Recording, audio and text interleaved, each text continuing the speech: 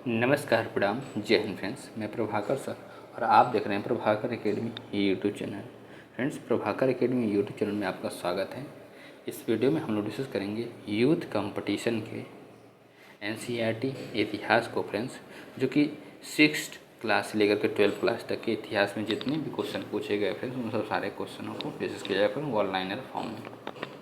ये वीडियो आपके लिए बहुत ही हेल्पफुल होने वाली है फ्रेंड्स। अगर आप एग्जामिनेशन देने जा रहे हैं यूपीएससी, बीपीएससी, बिहार शिक्षक, बिहार दरोगा, बिहार पुलिस, एसएससी, रेलवे और कोई भी एग्जामिनेशन देने जा रहे हैं, तो इसके लिए ये वीडियो बहुत ही हेल्पफुल होने वाली है फ्रेंड्स। इसलिए वीडियो को स्किप न करते हुए पूरा देखिएगा और चैनल पर पहली बार विजिट करना है चैनल को सब्सक्राइब करते हुए बेल आइकन को प्रेस कर लीजिएगा फ्रेंड्स, जिससे कि आपके पास लेटेस्ट अपडेट पहुँचती रहे फ्रेंड्स। इसके पहले भी वीडियो प्रोवाइड कराई गई हैं, अगर उसको आपने नहीं देखा है तो प्रभाकर एकेडमी यूट्यूब चैनल पर प्लेलिस्ट बना दी गई फ्रेंड्स। एनसीईआरटी इतिहास 6 to 12 क्लास के नाम से, वहाँ से एडिट करके सारे वीडियो को देख लीजिएगा फ्रेंड्स। अगर वीडियो इंग्लिश में एआई के द्वारा बोली जा रही है तो उसको आप यूट्यूब चैनल के सेटिंग में जा करके लैंग्वेज को चेंज कर सकते हैं। ओरिजिनल कर देंगे तो वो हिंदी ओरिजिनल आने लगेगा फ्रेंड्स। ओके, आइए वीडियो की शुरुआत करते हैं। ध्यान से देखिएगा फ्रेंड्स अपने स्क्रीन पे। आप खुद देख सकते हैं कि जितने भी क्वेश्चंस हैं RRB NTPC, RRB group D, RRB NTPC से, मतलब सभी क्वेश्चन जो हैं किसी न किसी एग्जामिनेशन में पूछे गए ही हैं। UP PCS pre, UP PCS, AF, ACF, RFO, मतलब किसी न किसी एग्जामिनेशन में पूछे ही गए हैं फ्रेंड्स। तो ये वीडियो बहुत ही हेल्पफुल होने वाली है फ्रेंड्स, अगर आप कोई भी एग्जामिनेशन देने जा रहे हैं। इसलिए वीडियो को पूरा देखिएगा बिना स्किप किए हुए। ओके, आइए वीडियो की शुरुआत करते हैं। ध्यान देंगे फ्रेंड्स। पहले क्या दिया गया है फ्रेंड्स, प्रसिद्ध सोमनाथ मंदिर स्थित है। क्या है? प्रसिद्ध सोमनाथ मंदिर स्थित है। कहाँ पे स्थित है? ये गुजरात में स्थित है। सोमनाथ मंदिर भारत में डैश, मतलब खाली स्थान के पश्चिम तट पर स्थित है। कहाँ पे? गुजरात के पश्चिम तट पर स्थित है। बीमल शाह, क्या है? बीमल शाह द्वारा निर्मित संगमरमर का मंदिर है, तो दिलवाड़ा मंदिर है। माउंट आबू का दिलवाड़ा मंदिर खाली स्थान देवी देवता को समर्पित है, तो आदिनाथ देवी देवता को समर्पित है। दिलवाड़ा मंदिर खाली स्थान में स्थित है। कहाँ पे स्थित है? तो माउंट आबू में स्थित है। मध्य प्रदेश में स्थित वैश्विक विरासत स्थल भीमबेटका खाली स्थान प्रसिद्ध है। किसके लिए प्रसिद्ध है? तो पाषाण आश्रय रॉक शेल्टर के लिए प्रसिद्ध है। नेक्स्ट क्वेश्चन क्या फ्रेंड्स, भीमबेटका की गुफाएं खाली स्थान पुरानी मानी जाती हैं, तो 30,000 साल पुरानी मानी जाती हैं। नेक्स्ट पॉइंट पर प्रोसीड करते ध्यान से देखिएगा फ्रेंड्स। भीमबेटका की गुफाएं स्थित है। कहाँ पे स्थित है? तो मध्य प्रदेश में है। हनमकोंडा शहर में स्थित एक ऐतिहासिक हिंदू मंदिर, 1000 स्तंभ मंदिर, 1000 पिलर टेम्पल का निर्माण खाली स्थान द्वारा कराया गया था। किसके द्वारा कराया गया था? तो रुद्रदेव के द्वारा कराया गया था। दिल्ली के अशोक स्तंभ के ने वैज्ञानिकों को अचंभित कर रखा है, क्योंकि यह मौसम की सभी अनिश्चितता को झेलता है और उसमें न तो जंग लगता है और ना ही संक्षारित होता है। वह खाली स्थान धातु से बना, कि धातु से बना तो लौह धातु से बना है। मीनाक्षी मंदिर स्थित है। कहाँ पे स्थित है? तमिलनाडु में स्थित है। महाबोधि मंदिर या महाजागृति मंदिर एक बौद्ध मंदिर है जो खाली स्थान में स्थित है, तो बिहार में स्थित है। महाबोधि मंदिर संकुल भगवान बुद्ध से संबंधित 4 पवित्र स्थलों में से एक स्थित है, तो बिहार में स्थित है। नेक्स्ट पॉइंट क्या फ्रेंड्स, ध्यान से देखिएगा। खाली स्थान राजा ने गंगैकोंड चोलापुरम मंदिर का निर्माण किया था, तो राजेंद्र चोला फर्स्ट। खाली स्थान की खुदाई राजा खारवेल द्वारा कराई गई थी, तो खंडगिरी गुफाओं की खुदाई जो राजा खारवेल के द्वारा कराई गई थी। खाली स्थान साम्राज्य के दौरान चेन्ना के सेवा मंदिर का निर्माण किया गया था, तो होयसल के द्वारा कराया गया था चेन्ना केशवा मंदिर का। तमिलनाडु स्थित महाबलीपुरम में इमारतों का समूह निर्मित किया गया था, तो पल्लवों के द्वारा किया गया था। सूर्य मंदिर स्थित है, तो महाबलीपुरम में सूर्य मंदिर स्थित है। कांचीपुरम में कैलाश नाथम मंदिर का निर्माण खाली स्थान के शासनकाल में हुआ था, तो पल्लव के शासनकाल में हुआ था। तांत्रिक योगिनी पंथ का मूल स्थान खाली स्थान माना जाता है, तो ओडिशा माना जाता है। गांधार कला एक बौद्ध दृश्य कला शैली जिसका विकास प्रथम शताब्दी ईस्वी पूर्व तथा 4 शताब्दी ईस्वी पूर्व में व्यापक तौर पर खाली स्थान के साम्राज्य में समृद्ध हुआ, तो कुषाण साम्राज्य में समृद्ध हुआ। नेक्स्ट बात करते हैं फ्रेंड्स, श्रवणबेलगोला स्थित है। तो कर्नाटक में श्रवणबेलगोला स्थित है। वह स्थान जहाँ पर शिल्प में विष्णु का वराह अवतार दर्शाया गया है। तो उदयगिरि गुफा विदिशा में। मेहरौली के लव स्तंभ लेख में उल्लिखित राजा का नाम है। तो चंद्र राजा का नाम है। मिलिंद पन्नो राजा मिलिंद का तथा एक बौद्ध भिक्षु के मध्य संवाद रूप में है। वह भिक्षु थे तो नागसेन भिक्षु थे। एलोरा में गुफाओं और शैलकृत मंदिर हैं। तो हिंदुओं, बौद्ध और जैनों का मंदिर है। अजंता और एलोरा की गुफाएं हैं तो महाराष्ट्र में हैं। मीनाक्षी मंदिर कहाँ पे है? तो मदुरई में है, तमिलनाडु में। महाबलीपुरम का सप्त रथ मंदिर बनवाया गया था। तो नरसिंह वर्मन के द्वारा बनाया गया था। महाबलीपुरम में रथ मंदिरों का निर्माण कराया गया था। तो पल्लवों के द्वारा कराया गया था। नेक्स्ट पॉइंट पर बात करते हैं, ध्यान से देखिएगा फ्रेंड्स।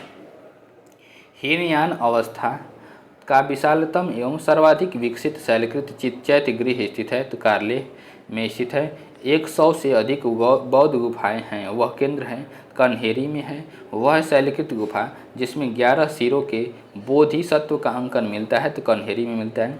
सोमपुर महाविहार का निर्माण कराया था। तो धर्मपाल ने कराया था। गंधार कला शैली एक संश्लेषण है। तो भारतीय तथा यूनानी कला का संश्लेषण है।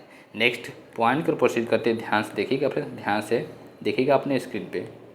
सांची के महास्तूप के 4 तोरणों में से किस एक का निर्माण सर्वप्रथम हुआ था? तो दक्षिणी तोरण का निर्माण सबसे पहले हुआ था।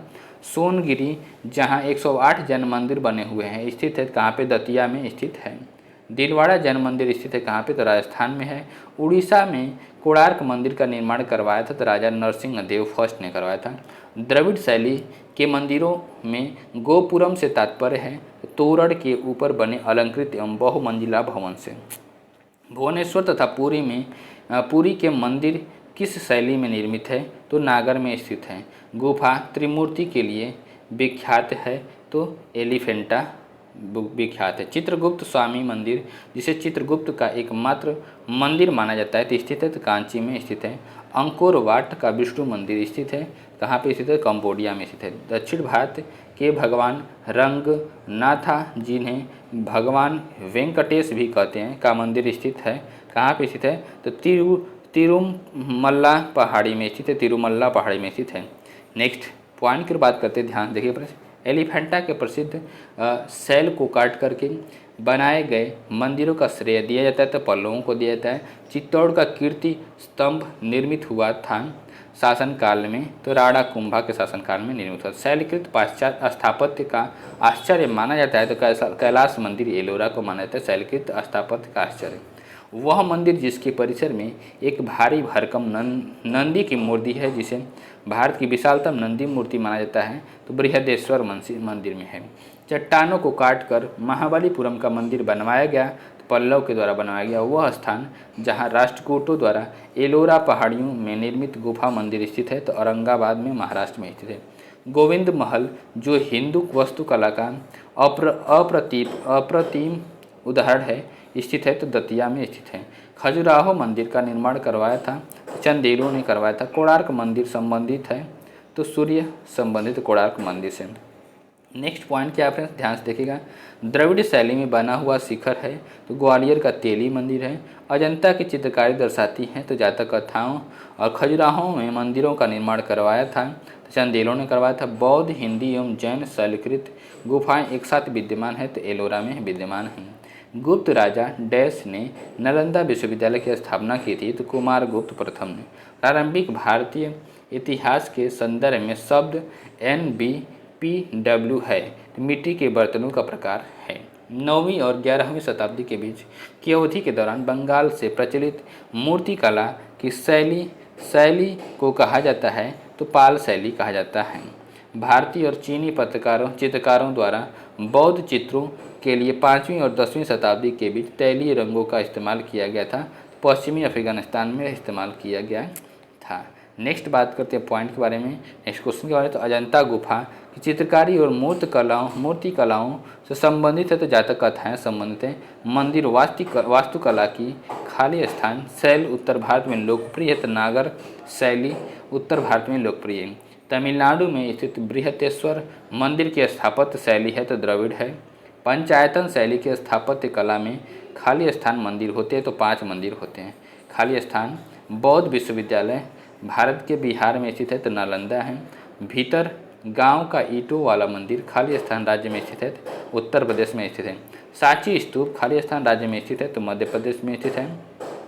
भारतीय राज्य खाली स्थान बौद्ध गुफा मंदिरों का घर है जिन्हें बराबर गुफाओं के नाम से जाना जाता है तो बिहार में है। बराबर की गुफाएं कहाँ पे तो बिहार में हैं। नेक्स्ट बात करते हैं कि देश में स्थित रावण फाड़ी गुफा पूर्वकालीन चालुक्य शैली स्थापत्य कला का एक उदाहरण है जो अपने विशिष्ट मूर्तिकला शैली के लिए जानी जाती है तो कर्नाटक है। नेक्स्ट पॉइंट की ओर बात करते हैं, ध्यान से देखिएगा फ्रेंड्स। उत्तर भारतीय मंदिर वास्तुकला में डैश तत्व गर्भगृह और स्तंभित मंडपों के ऊपर अधिरचना या मीनार को दर्शाता है तो शिखर को दर्शाता है। होयलेश्वर मंदिर का निर्माण खाली स्थान से एक होयसल राजा ने 1150 में करवाया था। काला शिफ्ट पत्थर है। मौर्यों द्वारा नागार्जुनी गुफाएं खाली स्थान संप्रदाय को दान की गई थी तो आजीवक को दान की गई थी। मौर्य स्तंभ शीर्ष खाली स्थान में पाया गया था जिसे सिंह शीर्ष लायन कैपिटल के नाम से जाना जाता है तो सारनाथ है। सारनाथ में लायन कैपिटल के नाम से जाना जाता है। राजस्थान के माउंट आबू में दिलवाड़ा मंदिर खाली स्थान मंदिर शैली एक जीता जागता उदाहरण है तो जैन मंदिर का एक जीता जागता उदाहरण है। खाली स्थान में बाघ नदी के तट पर स्थित बाघ गुफाएं जिसमें 9 बौद्ध गुफाएं हैं 6वीं शताब्दी में विकसित की गई थी तो ये मध्य प्रदेश में कहाँ पे मध्य प्रदेश में विकसित की गई थी। नेक्स्ट पॉइंट क्या फ्रेंड्स, श्री ब्रह्मपुरीश्वर मंदिर भारत के खाली स्थान राज्य में स्थित है, तमिलनाडु राज्य में स्थित है। रामभर स्तूप वह स्थान जहाँ भगवान बुद्ध का अंतिम संस्कार किया गया था भारत के खाली स्थान राज्य में स्थित है तो उत्तर प्रदेश राज्य में स्थित है। दक्षिण भारत में मंदिरों के प्रांगण में बने ऊंचे द्वारों को खाली स्थान कहा जाता है तो गोपुरम कहा जाता है। ऊंचे द्वारों को गोपुरम कहा जाता है। भगवान शिव के 3 मुखों का प्रतिनिधित्व करने वाली 7 मीटर ऊंची मूर्ति सदाशिव खाली स्थान गुफा में पाई जाती है तो एलिफेंटा की गुफा में पाई जाती है। खाली स्थान राज्य में अजंता की गुफाएं स्थित है तो महाराष्ट्र में स्थित है अजंता की गुफाएं। खाली स्थान क्या है, स्तूप स्थल उत्तर प्रदेश राज्य में स्थित नहीं है तो भरहुत जो है उत्तर प्रदेश में स्थित नहीं है। नेक्स्ट क्या है, नेक्स्ट पॉइंट क्या फ्रेंड्स, डैश बौद्ध स्तूप की वास्तुकला से संबंधित है तो हर्मिका जो है बौद्ध स्तूप की वास्तुकला से संबंधित है। नेक्स्ट पॉइंट क्या फ्रेंड्स, बाघ की गुफाएं जो भारतीय शैल निर्मित स्थापत्य वास्तुकला रॉक कट आर्किटेक्चर का अद्भुत नमूना है। खाली स्थान में स्थित है कहाँ पे तो मध्य प्रदेश में स्थित है बाघ की गुफाएं। होयसल मंदिर खाली स्थान राज्य में स्थित है तो कर्नाटक में स्थित है। भीमा देवी को समर्पित प्राचीन मंदिर खाली स्थान में स्थित है पिंजौर हरियाणा में स्थित है। भीमा देवी को समर्पित प्राचीन मंदिर। भारत में चूना पत्थर की गुफा कहाँ पे है तो बुर्रा गुफाएं हैं। प्रसिद्ध चित्रदुर्ग किला स्थित है कर्नाटक राज्य में स्थित है। काकतीय राजवंश द्वारा बनवाया गया था गोलकुंडा किला। डैश गुफाएं बौद्ध धर्म, हिंदू धर्म और जैन धर्म के धार्मिक कला के सांस्कृतिक मिश्रण है तो एलोरा जो है ये तीनों की सांस्कृतिक धार्मिक कला की सांस्कृतिक मिश्रण है। नेक्स्ट पॉइंट क्या फ्रेंड्स, करदांग मठ स्थित है तो हिमाचल प्रदेश राज्य में करदांग मठ स्थित है। नेक्स्ट पॉइंट क्या फ्रेंड्स, 3री शताब्दी ईसा पूर्व और 12वीं शताब्दी ईस्वी के बीच की अवधि से संबंधित वह स्थान डैश है जो बौद्ध कला और वास्तुकला के उत्कृष्ट नमूने के लिए प्रसिद्ध तो सांची है। फोडोंग मठ स्थित है कहाँ पे सिक्किम में स्थित है। और प्रसिद्ध तवांग मठ स्थित है कहाँ पे तो अरुणाचल प्रदेश राज्य में है तवांग मठ। एलोरा की गुफाओं में डैश मठ और मंदिर हैं 34 मठ और मंदिर हैं। राजस्थान के माउंट आबू में स्थित दिलवाड़ा मंदिर संबंधित है तो जैन धर्म से संबंधित है। कामाख्या मंदिर स्थित है तो गुवाहाटी में स्थित है। एलिफेंटा की गुफाएं मुख्य रूप से खाली स्थान को समर्पित है तो भगवान शिव को समर्पित है। नागर मंदिरों में आमतौर पर वास्तुकला की डैश शैली का होती हैं तो उत्तर भारतीय शैली में होती हैं। नेक्स्ट पॉइंट क्या है, ध्यान से देखिएगा फ्रेंड्स। भारत के खाली स्थान में जैन मंदिर धर्म के दिलवाड़ा मंदिर स्थित है। तो माउंट आबू में जैन धर्म के दिलवाड़ा मंदिर स्थित है। गोवर्धन मठ स्थित है। तो पुरी में गोवर्धन मठ स्थित है। मशहूर लिंगराज मंदिर स्थित है। तो भुवनेश्वर जिले में है। खाली स्थान ज्योतिर्लिंग महाराष्ट्र में स्थित है। तो गृहडेश्वर है। और लोकप्रिय शैल कर्तित मूर्ति गंगा अवतरण भारत के खाली स्थान पर पाई जाती है। तो महाबलीपुरम में पाई जाती है। नेक्स्ट बात करते हैं नेक्स्ट पॉइंट के बारे में, ध्यान से देखिएगा फ्रेंड्स। मोस्ट इंपॉर्टेंट वीडियो होने वाली है फ्रेंड्स। ऐसे ही वीडियो 10 वीडियो में आपको ये पूरे इतिहास को ख़त्म कर दिया जाएगा।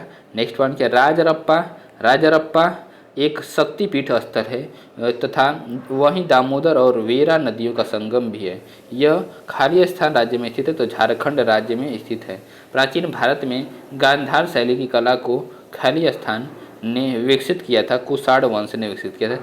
3 विभिन्न कालों अर्थात मौर्य काल, गुप्त काल और मुगल काल के शिलालेखों से युक्त एक स्तंभ स्थित है। तो इलाहाबाद प्रयागराज में स्थित है। कोणार्क सूर्य मंदिर स्थित है। तो उड़ीसा में स्थित है। उड़ीसा का विश्व प्रसिद्ध कोणार्क सूर्य मंदिर खाली स्थान के द्वारा बनवाया गया था। तो नरसिंह देव के द्वारा बनवाया गया था। महाबलीपुरम स्थित एकाश्मीय शैल मंदिरों का प्रसिद्ध नाम क्या है, तो रथ है। एकाश्मीय शैल मंदिरों का प्रसिद्ध नाम क्या है, तो रथ है।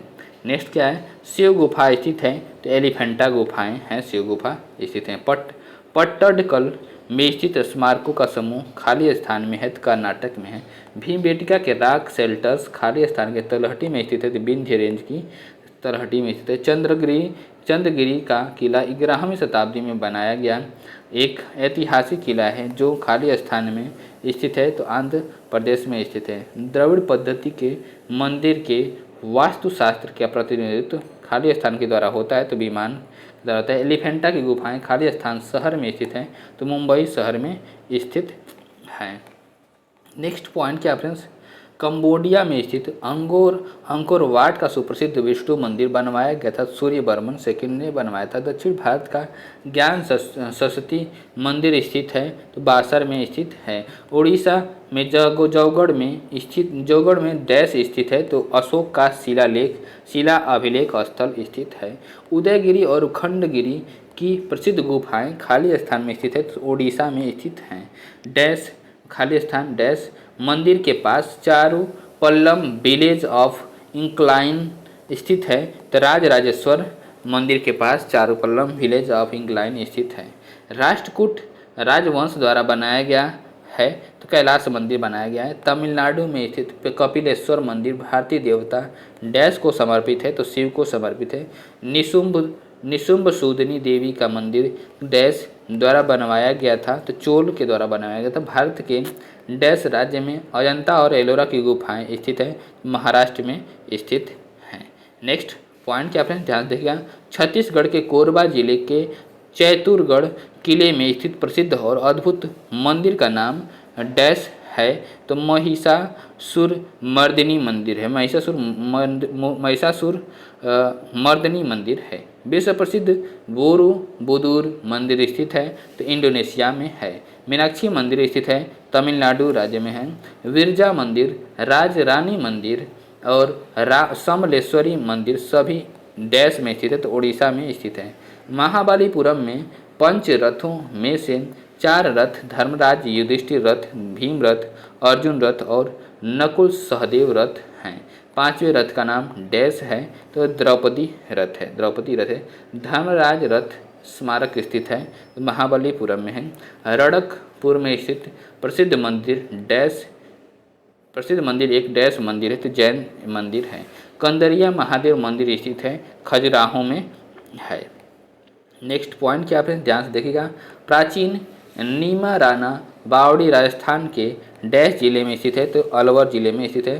कोणार्क का सूर्य मंदिर बना था नरसिंह देव फर्स्ट के शासनकाल में बना था। नेक्स्ट पॉइंट क्या आप ध्यान से देखिएगा। सही सुमेलन करना है। सूची फर्स्ट को सूची सेकंड से मिलाना है। क्या है, स्तूप जो है सांची का है। चित्रकारी बाग है। कनिष्क की सिरविहीन मूर्ति क्या है तो मथुरा में है। और दशावतार मंदिर कहाँ पे तो देवगढ़ में है। प्राचीन साहित्य एवं साहित्यकार से रिलेटेड क्वेश्चन के बारे में डिस्कस करते हैं, ध्यान से देखिएगा फ्रेंड्स।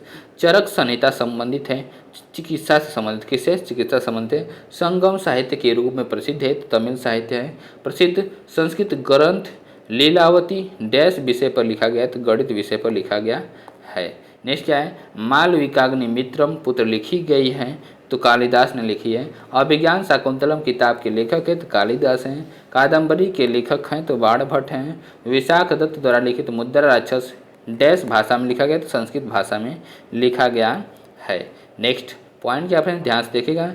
मेगास्थनीज जिसने भारत के बारे में प्रसिद्ध ग्रंथ इंडिका लिखी है वह मूल रूप से था तो ग्रीस का था। महाभारत में वर्णित कुरुक्षेत्र की लड़ाई डैश दिन तक लड़ी गई थी तो 18 दिन तक लड़ी थी।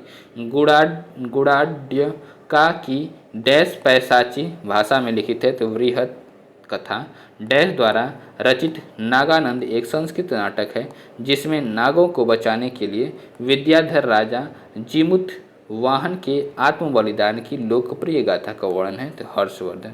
कालिदास के विक्रमो वर्षियम नाटक में वर्णित है तो पुरुरवा और उर्वशी की प्रेम कथा वर्णित है। इंडिका नामक पुस्तक के लेखक कौन है तो मेगास्थनीज हैं। भारतीय महाकाव्य महाभारत व्यासकृत के 18 पर्वों में से छठा पर्व डैश है जिसमें व्यापक रूप से भगवत गीता का वर्णन है तो भीष्म पर्व व्यापक रूप से भगवत गीता का वर्णन है। नेक्स्ट पॉइंट क्या फ्रेंड्स ध्यान से देखिएगा। भारत नाम भारतीय संविधान में भारत के लिए उपाधि के रूप में प्रयुक्त होता है जिसका जिक्र भारतीय महाकाव्य डैश में एक भाग में प्राचीन पौराणिक सम्राट भरत की कथा के रूप में है तो महाभारत कहाँ पे महाभारत में है। राजकुमारी रत्नावली की प्रेम कहानी के संबंध में संस्कृत नाटक रत्नावली डैश द्वारा लिखित माना जाता है तो हर्ष के द्वारा लिखित माना जाता है। कालिदास ने मेघदूत नामक अपने काव्य को डैश भाषा में लिखा था तो संस्कृत में लिखा था। प्राचीन भारतीय महाकाव्य डैश को अब तक ज्ञात सबसे लंबे महाकाव्य के रूप में जाना जाता है और इसे अब तक लिखे गए सबसे लंबे महाकाव्य के रूप में वर्णित किया जाता है। कौन सा है ये महाभारत है। नेक्स्ट क्या है, पाणिनि संस्कृत में प्रसिद्ध थे तो ये किसके लिए व्याकरणाचार्य थे, वो व्याकरणविद थे। व्याकरण जो व्याकरण को जानते थे संस्कृत व्याकरण को उसको व्याकरणाचार्य पाणिनि थे। कालिदास द्वारा लिखे गए अभिज्ञान शकुंतलम में शकुंतला का पुत्र डैश था तो भरत थे शकुंतला का पुत्र। नाट्यशास्त्र पुस्तक भारत के शास्त्रीय नृत्य पर डैश के द्वारा लिखी गई है तो भरत मुनि के द्वारा लिखी गई है। डैश की रचना कालिदास द्वारा की गई है तो कुमार संभव की रचना कालिदास के द्वारा की गई है। प्रसिद्ध तमिल महाकाव्य मणिमेक लय की रचना डैश ने की थी तो सत्यनार ने की थी। विष्णु शर्मा द्वारा लिखित पुस्तक है तो पंचतंत्र है। नेक्स्ट पॉइंट क्या है ध्यान से देखिएगा फ्रेंड्स। मुद्रा राक्षस नाटक डैश ने लिखा था तो विशाख दत्त ने लिखा था। महाभारत नामक संस्कृत महाकाव्य के लेखक थे महर्षि वेदव्यास थे। आर्यभट्टियम नामक पुस्तक आर्यभट्ट ने डैश भाषा में लिखी थी संस्कृत भाषा में लिखी थी। प्राचीन संस्कृत ग्रंथ अष्टाध्यायी के लेखक डैश हैं तो पाणिनि हैं। सुश्रुत संहिता संबंधित है चिकित्सा एवं शल्य चिकित्सा से। प्रसिद्ध संस्कृत नाटक स्वप्न वासवदत्तम लिखा था भास ने लिखा था। महाभारत का मूल नाम क्या है तो जय संहिता महाभारत का मूल नाम है। नेक्स्ट पॉइंट क्या फ्रेंड्स, 10 कुमार चरित्र या टेल्स ऑफ 10 प्रिंसेस की रचना डैश ने की थी तो दंडी ने की थी। हर्षचरित का लेखक डैश है तो वाणभट्ट है। गीत गोविंदम लिखा था तो जयदेव ने लिखा था। किताब उल हिंद डैश यात्री एवं विद्वान की कृति है तो अलबरूनी की यात्री की कृति है। प्राचीन भारतीय दार्शनिक ने पदार्थ के सूक्ष्मतम कण के बारे में उल्लेख किया और इसे परमाणु नाम लिया तो कणाद है। क्या है कणाद ऋषि हैं। इंडिका के लेखक हैं तो मेगास्थनीज हैं। तमिल कवि कंबन ने खाली स्थान ग्रंथ के तमिल संस्करण का संकलन किया है तो रामायण में किया है। किसमें किया है रामायण में किया है। नेक्स्ट क्या है, मृच्छकटिकम नामक साहित्यिक कृति के लेखक डैश थे तो शूद्रक थे। संगम काल के महाकाव्य शिल्पादिकारम और मणिमेखलय डैश भाषा में लिखे गए थे, तमिल भाषा में लिखे गए थे। पांचवा वेद भी कहा जाता है, तो महाभारत को पांचवा वेद भी कहा जाता है। रघुवंशम संकलित किया है, कालिदास ने किया है। पंचतंत्र का लेखक डैश हैं, तो विष्णु शर्मा पंचतंत्र के लेखक हैं। नेक्स्ट पॉइंट क्या फ्रेंड्स, पंच सिद्धांतिका वृहत संहिता और सांख्य सिद्धांत के लेखक डैश हैं, तो वराह मिहिर हैं लेखक इनके। तिरुकुरल नामक प्रसिद्ध ग्रंथ के संकलन करता है, तो तिरुवल्लुवर हैं। चरक संहिता चिकित्सा डैश की शाखा से संबंधित है, आयुर्वेद की शाखा से संबंधित है। सुश्रुत को डैश के रूप में जाना जाता है, तो भारतीय शल्य चिकित्सक के जनक के रूप में जाना जाता है। राजतरंगिणी द्वारा डैश राज्यों के राजाओं का वर्णन किया गया है, तो कश्मीर के राजा के का वर्णन किया गया है। प्राचीन भारत में कल्हड़ द्वारा डैश पुस्तक लिखी गई है, तो राजतरंगिणी लिखी गई है। प्राचीन भारतीय कानूनी दस्तावेज मनुस्मृति डैश में लिखा गया है, तो संस्कृत में मनुस्मृति लिखा गया है। डैश एक भारतीय गणितज्ञ थे, तो भास्कर एक भारतीय गणितज्ञ थे।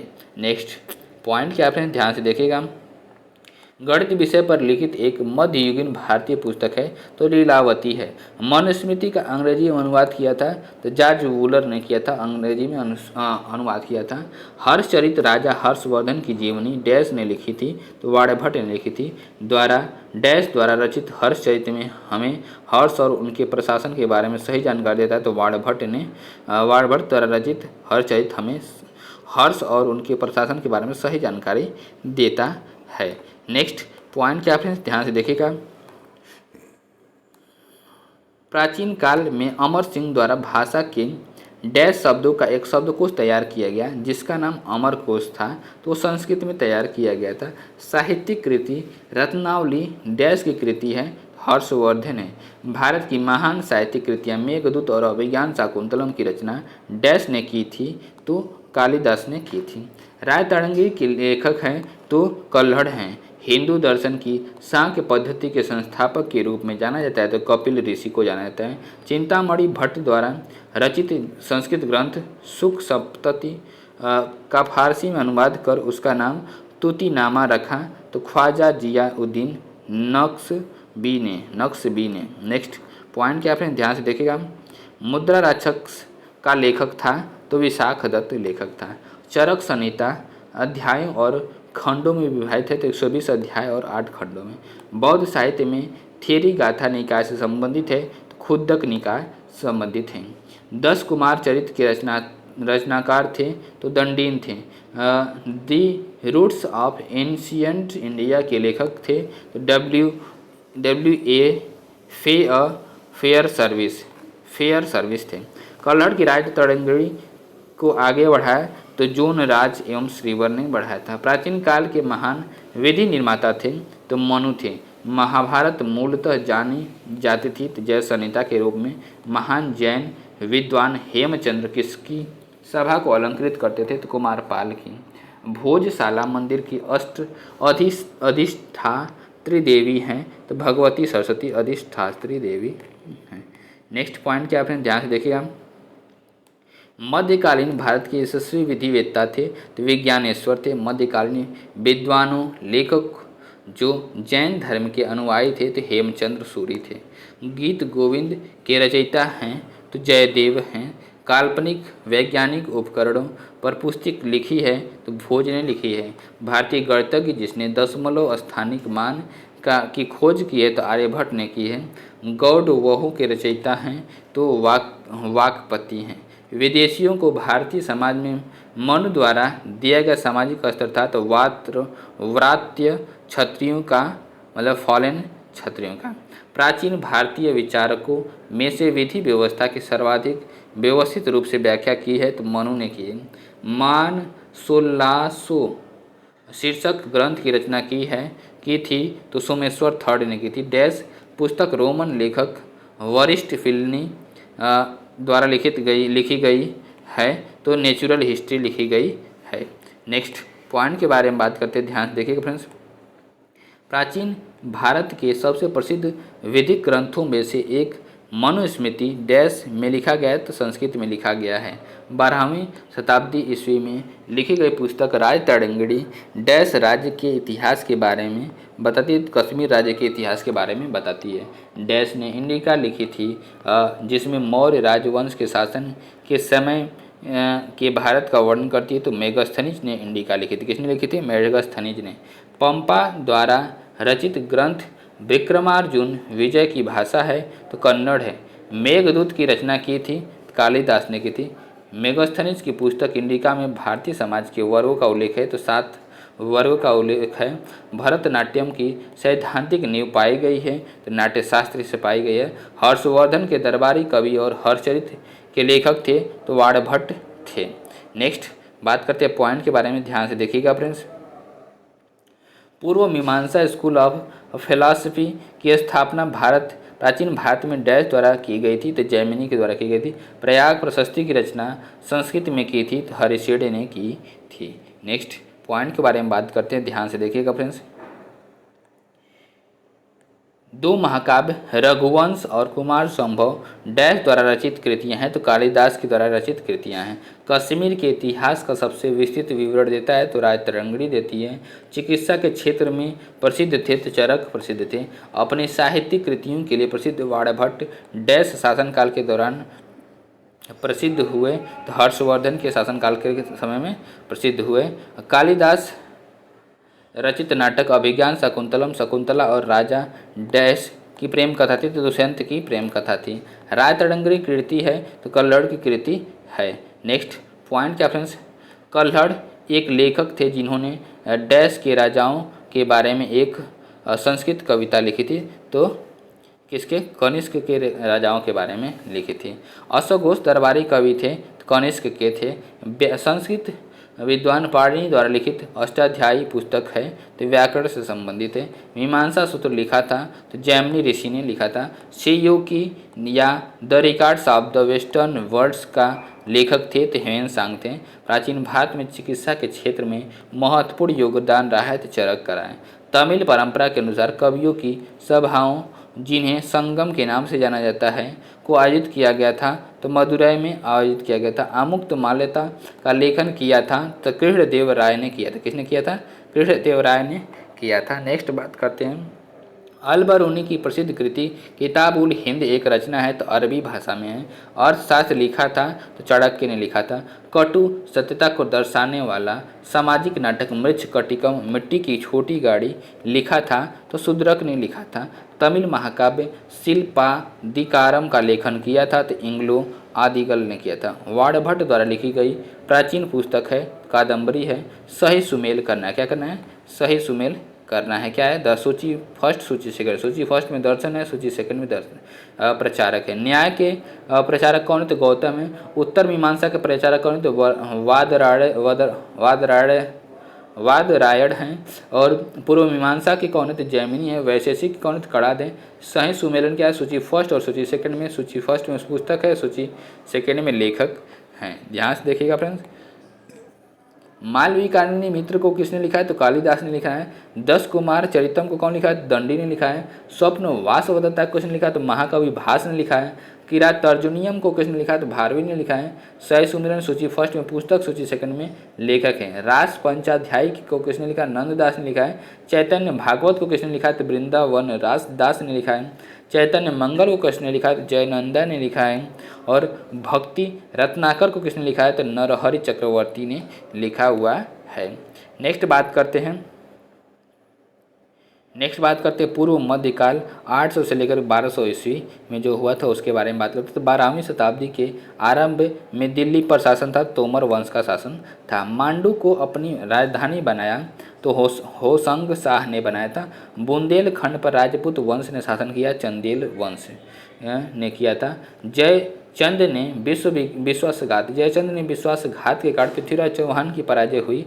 कालांतर में जयचंद डैश के युद्धों में तथा डैश में मारा गया। तो चंदावर के युद्ध में 1194 में मारा गया था जयचंद। नेक्स्ट क्या है? वह वंश जिसने भारत के दक्षिण भाग पर शासन नहीं किया, तो राजपूत वंश ने भारत के दक्षिण भाग पर शासन नहीं किया। भारत के पूर्वी हिस्से से संबंधित है, तो पाल साम्राज्य संबंधित है। पाल वंश का पहला शासक कौन था, तो गोपाल थे, पाल वंश के पहले शासक थे। नेक्स्ट पॉइंट क्या आपने ध्यान से देखिएगा, खजुराहो के मंदिरों का निर्माण डैश राजवंश के शासनकाल में हुआ, तो चंदेल राजवंश के शासनकाल में हुआ था। और दिल्ली स्थित जंतर मंतर का निर्माण महाराजा डैश करवाया था, तो जयपुर के जय सिंह द्वितीय ने करवाया था। महाराजा सवाई जय सिंह द्वारा निर्मित जंतर मंतर डैश है, खगोलीय वेधशाला है, एस्ट्रोनॉमिकल ऑब्जर्वेटरी है। डैश शहरों में महाराजा जय सिंह सेकेंड ने जंतर मंतर का निर्माण कराया, 5 शहरों में जंतर मंतर का निर्माण करवाया। टावर ऑफ विक्ट्री विजय स्तंभ डैश में स्थित है, तो राजस्थान में स्थित है। चित्तौड़गढ़ डैश वंश की राजधानी थी, तो सिसोदिया वंश की राजधानी थी। साहित्य के प्रख्यात समर्थक राजा भोज डैश वंश से जुड़े थे, तो परमार वंश से जुड़े थे।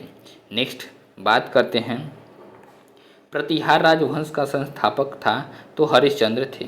डैश ने माउंट आबू के पास कायादारा गांव में गोरी राजवंश के मोहम्मद गोरी को हराया था, तो भीमदेव सोलंकी द्वितीय ने।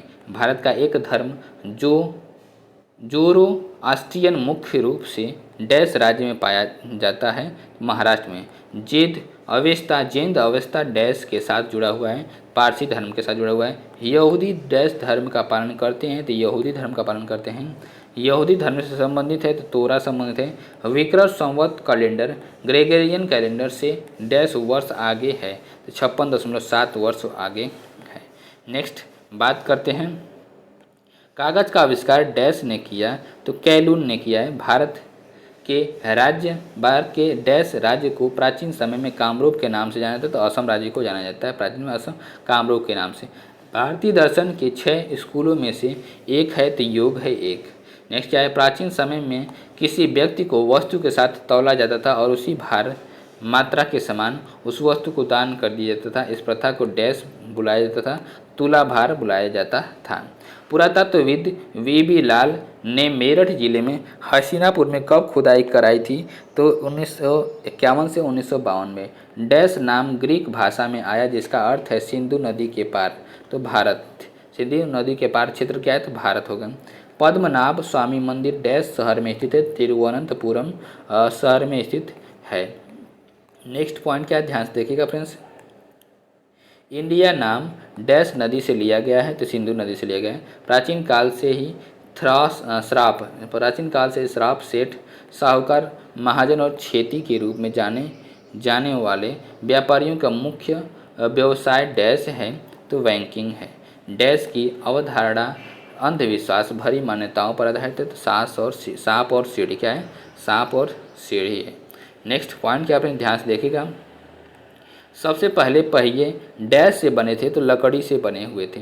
डैश ने दिल्ली शहर की स्थापना सबसे पहले की थी और इसे इंद्रप्रस्थ नाम दिया था, तो पांडवों ने दिया था। कामरूप का प्राचीन साम्राज्य डैश राज्य में मौजूद था, तो असम में मौजूद था। सूची फर्स्ट सूची सेकंड में मिलाना है, क्या है ध्यान से देखिएगा फ्रेंड्स।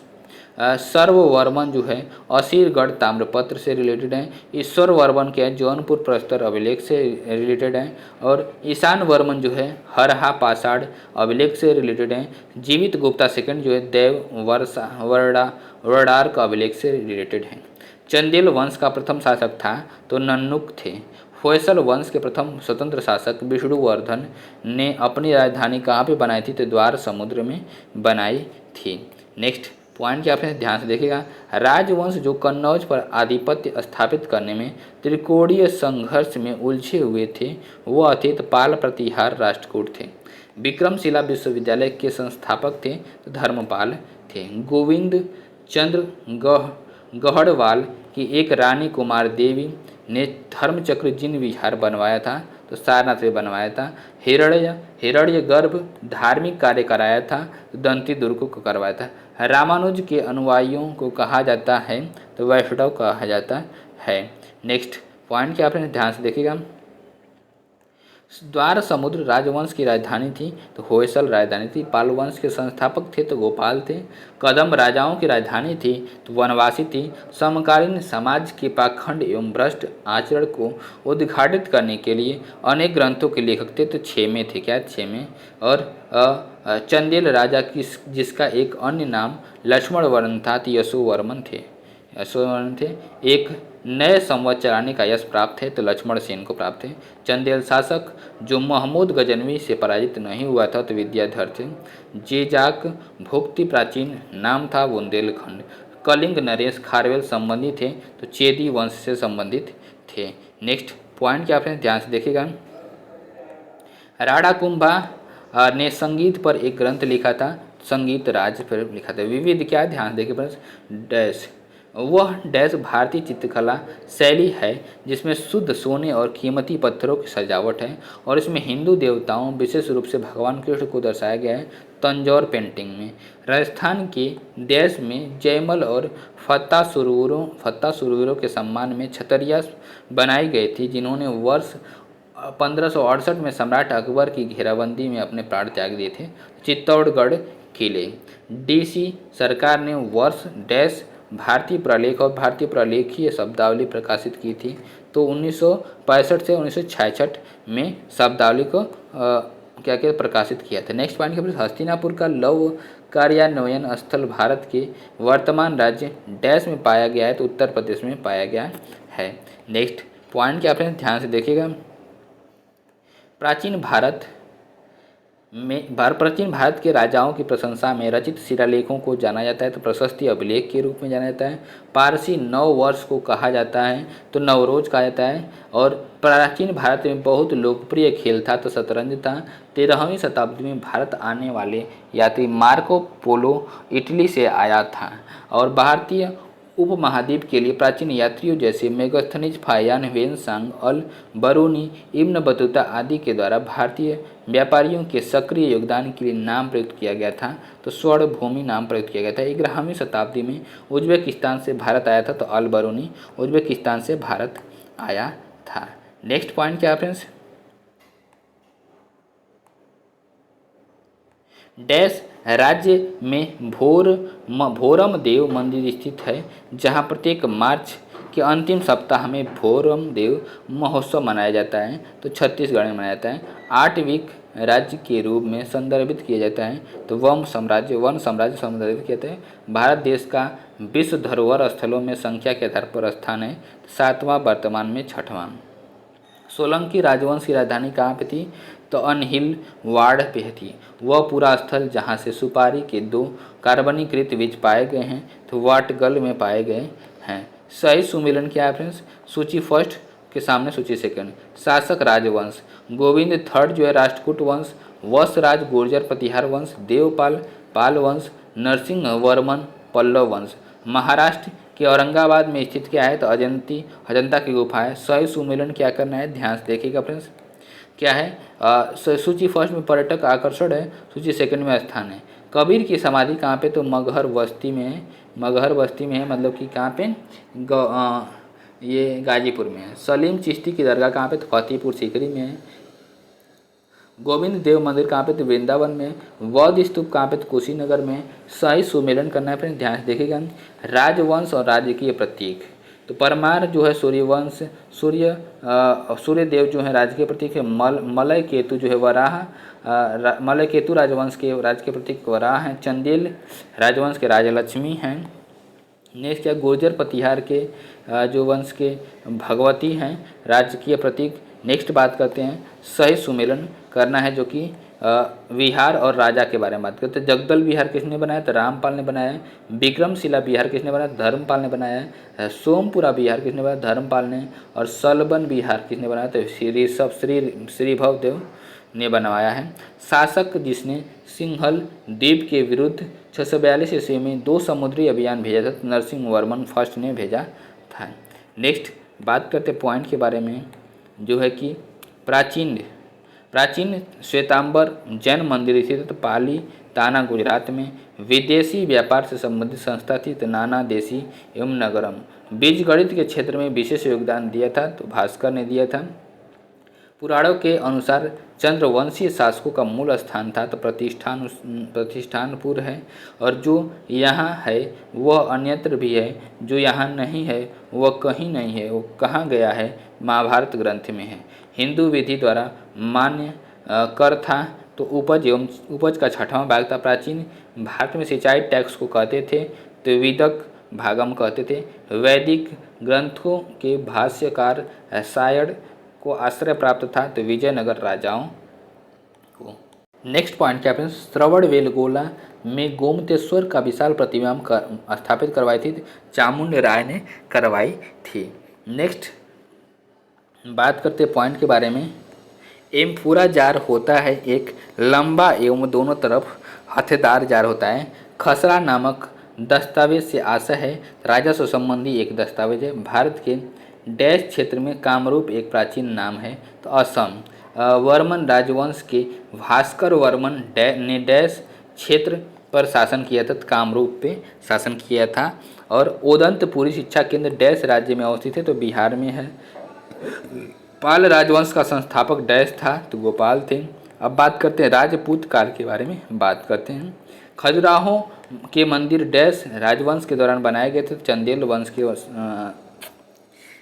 के दौरान बनाए गए थे। सबसे प्रसिद्ध डैश शासक पृथ्वीराज तृतीय थे, जिन्हें 1192 में एक अफगान शासक सुल्तान मोहम्मद गोरी ने हराया था। चाहमान वंश से चौहान वंश थे।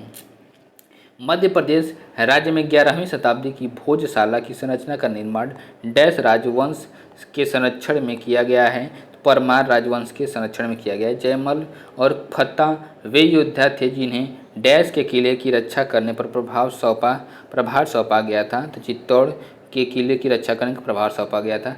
चंदेल राजवंश के राजा डैश ने कंदरिया महादेव का निर्माण करवाया था तो धंगदेव ने निर्माण करवाया था। डैश ने कन्नौज कान्यकुब्ज को अपनी राजधानी बनाया तो प्रतिहार राजवंश ने अपनी राजधानी बनाया था।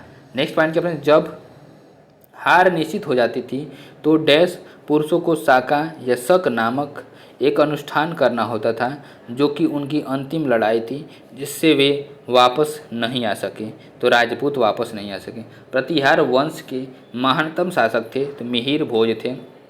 पृथ्वीराज चौहान ने डैश से विवाह किया था, वह उसके शत्रु जयचंद गढ़वाल की बेटी थी तो संयुक्ता थी।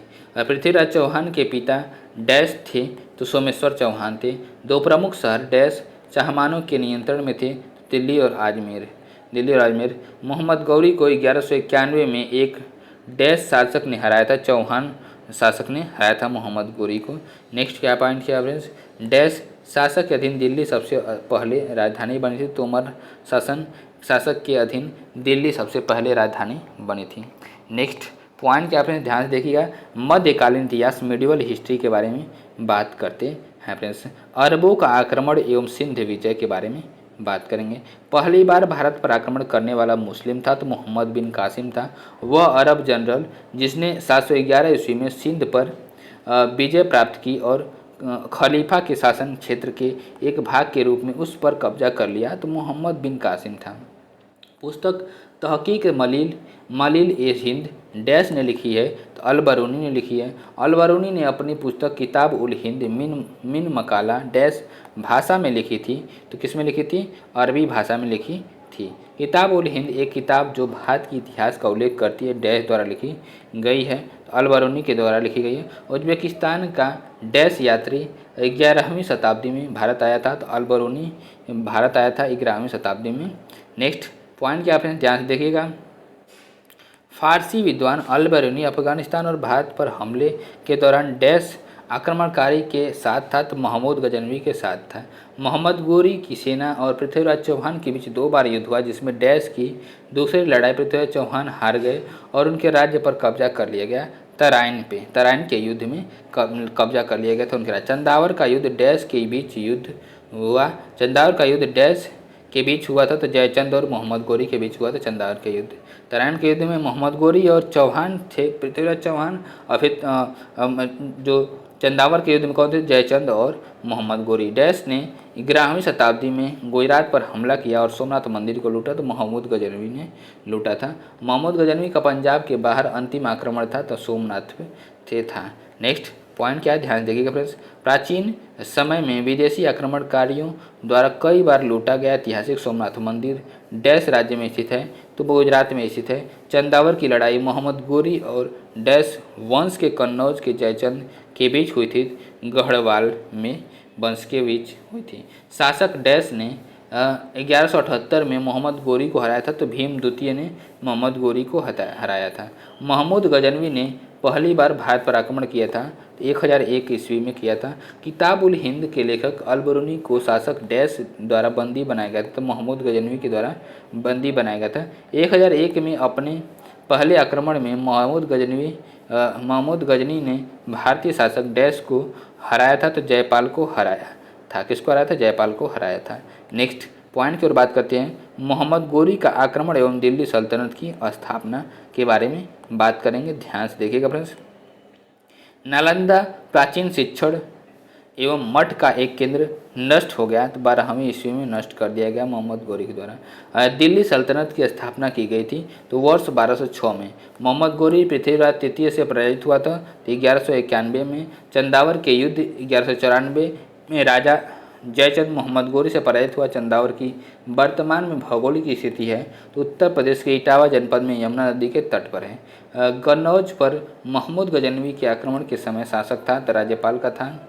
और महमूद गजनवी का दरबारी इतिहासकार था, तो उतबी था। कौन था? उतबी था। नेक्स्ट पॉइंट क्या आपने ध्यान देखिएगा। एक घटना एक परिणाम रहित विजय कथन आधुनिक इतिहासकार ने अरबों द्वारा सिंध विजय के संदर्भ में है, तो लेन पुल है। क्या है? लेन पुल है। नेक्स्ट पॉइंट क्या है, ध्यान देखिएगा फ्रेंड्स। गजनी राजवंश का संस्थापक था, तो अलप्तगिन है। मध्य एशिया के वह शासक 1192 में उत्तर भारत को जीता, तो शिहाबुद्दीन मोहम्मद गोरी।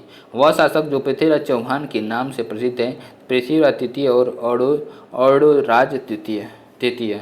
भारतीय गौरव यश का अंतिम सूर्य किसके लिए प्रयुक्त हुआ है? तो पृथ्वीराज के लिए प्रयुक्त हुआ है। मोहम्मद गोरी का वह दास जिसने बंगाल एवं बिहार पर विजय प्राप्त की, बख्तियार खिलजी। गुलाम वंश के बारे में बात करते हैं अब, ध्यान से देखिएगा फ्रेंड्स। दिल्ली सल्तनत के राजवंशों में सबसे कम अवधि तक शासन किया तो खिलजी राजवंश ने किया था। कुतुबुद्दीन ऐबक ने शासन किया था, तो 1206 से लेकर के 1210 ईस्वी के दौरान। और दिल्ली का पहला सुल्तान था, तो कुतुबुद्दीन ऐबक था। कुतुबुद्दीन ऐबक डैश राजवंश का संस्थापक था, तो गुलाम वंश का संस्थापक था। दास वंश की स्थापना डैश ने की थी, तो कुतुबुद्दीन ऐबक ने की थी दास वंश की स्थापना। नेक्स्ट पॉइंट क्या फ्रेंड्स। दिल्ली सल्तनत की पहली महिला शासिका रजिया सुल्ताना डैश से संबंधित थी, दास राजवंश से संबंधित थी। डैश की मृत्यु चौगान खेलने के दौरान हुई थी, तो कुतुबुद्दीन ऐबक की मृत्यु जो है चौगान खेलने के दौरान थी। डैश लगभग 84 वर्ष तक उपमहाद्वीप में शासन करने वाला प्रथम मुस्लिम वंश था। गुलाम वंश लगभग 84 वर्ष तक उपमहाद्वीप में शासन करने वाला पहला मुस्लिम वंश था। कुतुबुद्दीन ऐबक और रजिया डैश राजवंश से संबंधित थे, तो मामलुक वंश राजवंश से संबंधित थे। काकतीय राजवंश का अंत डैश के द्वारा किया गया था, दिल्ली सल्तनत के द्वारा किया गया था। कुतुबुद्दीन ऐबक को सुल्तान की पदवी प्रदान की गई थी, गयासुद्दीन मोहम्मद ने की थी। इल्तुतमिश और उसके उत्तराधिकारी के बारे में बात करते हैं, तो सिक्कों पर टकसाल का नाम लिखने की परंपरा भारत में शुरू की थी, तो किसने की थी? तो इल्तुतमिश ने की थी। मंगोल आक्रमणकारी चंगेज खां भारत की उत्तर पश्चिम सीमा किसके काल में आया था? तो इल्तुतमिश के काल में आया था। गुलाम का गुलाम कहा जाता है, तो इल्तुतमिश को कहा जाता है गुलामों का गुलाम। भारत वह मध्यकालीन शासक जिसने एकता व्यवस्था प्रारंभ की थी, तो इल्तुतमिश ने प्रारंभ की थी। मलिक इख्तियार उद दीन अल्तुनिया ने रजिया सुल्तानों को कैद किया था, तो बठिंडा के किला मुबारक में कैद किया था। नेक्स्ट पॉइंट क्या है? भारतीय इतिहास में दिल्ली सल्तनत के रूप में जाना जाता है 1206 से लेकर के 1526 ईस्वी के बीच का समय। रजिया को दिल्ली सल्तनत के सिंहासन से हटाया गया था, तो 1240 ईस्वी में। बदायूं 1197 से 98 ईस्वी पर कब्जा करके इल्तुतमिश ने वहाँ के पहले मुस्लिम गवर्नर के रूप में नियुक्त किया था, तो कुतुबुद्दीन ऐबक को किया था। सुल्तान इल्तुतमिश की पुत्री रजिया डैश ने सुल्तान बनी तो 1236 में बनी थी। मामलुक साम्राज्य की शासिका डैश 1236 से लेकर 1240 तक दिल्ली की सुल्तान थी तो रजिया सुल्ताना थी। वह शासक जिसके द्वारा टंका एवं जीतल नाम के सिक्के चलाए गए थे तो इल्तुतमिश के द्वारा चलाए गए थे। नेक्स्ट पॉइंट क्या आपने ध्यान से देखेगा, रजिया पहली महिला मुस्लिम शासक भारत के डैश तुर्की शासक की बेटी का थी। शमसुद्दीन इल्तुतमिश की बेटी थी। इल्तुतमिश के शासन काल में सल्तनत की राजधानी थी तो दिल्ली थी। बलबन एवं उसके उत्तराधिकारी के बारे में बात करते हैं, ध्यान से देखिएगा फ्रेंड्स अपने स्क्रीन पे। वह तुर्की सुल्तान जिसके द्वारा खून और लव की नीति अपनाई गई तो बलबन के द्वारा अपनाई गई थी। सल्तनत शासक गियासुद्दीन बलबन ने डैश अवधि के दौरान दिल्ली पर शासन किया तो 1266 से लेकर 1287 तक। डैश ने नवरोज नामक प्रसिद्ध फारसी त्यौहार की शुरुआत की तो गयासुद्दीन बलबन ने शुरुआत की थी। दिल्ली का प्रथम शासक जिसने दरबार में गैर इस्लामी प्रथाओं का प्रचलन प्रारंभ किया तो बलबन ने प्रारंभ किया था। बलबन के काल में विद्रोह करने वाला बंगाल का गवर्नर था तो तुगरिल था। सुल्तान जिसने गढ़मुक्तेश्वर की मस्जिद की दीवारों पर अपने शिलालेख स्वयं को खलीफा का सहायक कहा तो बलबन ने कहा खलीफा का सहायक। नेक्स्ट पॉइंट क्या आपने ध्यान देगा, सुल्तान जिसने पूरा एक वर्ष मेयो के दमन और दिल्ली के निकटवर्ती जंगल कटवाने में समर्पित कर दिया तो बलबन ने किया था। बलबन की उपाधि धारण की थी तो उल्गू खान ने उदाहरण धारण की थी। वह दिल्ली का सुल्तान जिसने दरबार में सिजदा और पैबोस की प्रथा की शुरुआत की थी तो गैसुद्दीन बलबन ने किया था। बलबन ने दिल्ली के सुल्तान डैश के नायब के रूप में कार्य किया था नासिरुद्दीन महमूद के। गुलाम वंश के शासक गयासुद्दीन बलबन 1265 से 1286 ईस्वी ने उपाधि धारण की थी तो जिल ए इलाही भगवान की छाया की। नेक्स्ट बात करते हैं खिलजी वंश के बारे में बात करते हैं तो दिल्ली में अलाउद्दीन खिलजी के शासन काल की अवधि कितने तो 1296 से 1316 तक है। और डैश ने अपने सैनिकों के लिए सैन्य गैरिसन शहर सीरी का निर्माण किया है। अलाउद्दीन खिलजी ने रानी पद्मावती का संबंध डैश शहर से है चित्तौड़गढ़ से है। अलाउद्दीन खिलजी के शासनकाल में राज्य द्वारा डैश नहीं लगाया गया था तो लघु उद्योगों पर कर। डैश खिलजी वंश का प्रथम शासक था तो जलाल उद्दीन फिरोज खिलजी। नेक्स्ट पॉइंट क्या आपने ध्यान देखिएगा, 13वीं सदी में बख्तियार खिलजी ने बंगाल के राजा डैश को पराजित किया था लक्ष्मण सेन। सुल्तान जिसने साम्राज्य की सीमाओं की सुरक्षा हेतु एक विशेष सेना नियुक्त किया था तो अलाउद्दीन खिलजी। बलबन के राजत्व सिद्धांत को दिल्ली सल्तनत के शासक ने पुनः स्थापित किया तो अलाउद्दीन खिलजी ने पुनः स्थापित किया। अलाउद्दीन खिलजी की विजयों को कालानुक्रम व्यवस्थित क्रम है तो गुजरात रणथंभौर चित्तौड़ वारंगल। दिल्ली के सुल्तान जिसने उत्पादन या उपज का 50% भू राजस्व के रूप में वसूला था तो अलाउद्दीन खिलजी ने वसूला था। नेक्स्ट पॉइंट क्या है ध्यान से देखिएगा फ्रेंड्स, 1303 में काकतीय शासकों की सेना ने किसकी सेना को वारंगल में परास्त किया तो अलाउद्दीन खिलजी की सेना को वारंगल में परास्त किया। घड़ी अथवा गृह कर लगाने वाला दिल्ली का प्रथम सुल्तान था तो अलाउद्दीन खिलजी था। 1306 ईस्वी सन के बाद अलाउद्दीन खिलजी के समय में दिल्ली के सुल्तान तथा मंगोलों के बीच सीमा थी तो सिंधु में सीमा थी। अलाउद्दीन खिलजी के सेनाध्यक्षों में से तुगलक वंश का प्रथम सुल्तान बना तो गाजी मलिक बना। माल की पर्याप्त आपूर्ति सुनिश्चित करने हेतु अलाउद्दीन खिलजी के अधीन डैश अधिकारी के लिए व्यापारियों का रजिस्टर बनाए रखना आवश्यक था तो सहाना ए मंडी। जफर खां दिल्ली सल्तनत के शासक डैश का प्रसिद्ध सेनापति था अलाउद्दीन खिलजी। दक्षिण भारत में सैन्य अभियान शुरू करने वाले दिल्ली सल्तनत का पहला सुल्तान था तो अलाउद्दीन खिलजी था। नेक्स्ट पॉइंट क्या आपने ध्यान देखिएगा, अलाउद्दीन खिलजी के शासनकाल के दौरान वस्त्र बाजार को जाना जाता था सराय ए अदल के रूप में। दिल्ली सल्तनत में सैनिकों के लिए दाग और हुलिया प्रथा तथा नकद भुगतान व्यवस्था की शुरुआत की थी तो अलाउद्दीन खिलजी ने किया था। खिलजी राजवंश दिल्ली पर शासन किया तो 1290 से लेकर के 1320 तक।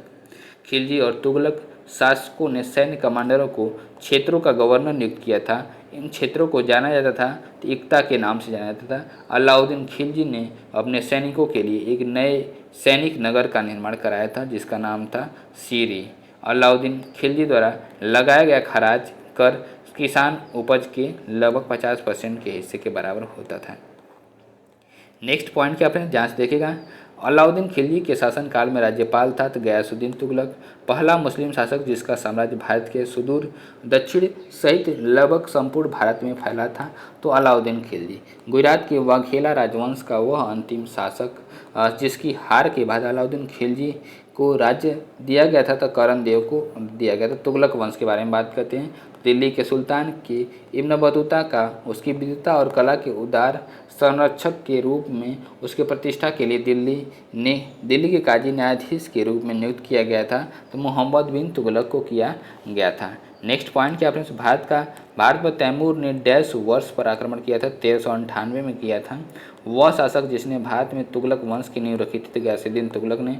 डैश ने शासनकाल के दौरान निर्मित बेगमपुरी मस्जिद दिल्ली में उनकी नई राजधानी जहांपनाह की प्रमुख मस्जिद थी।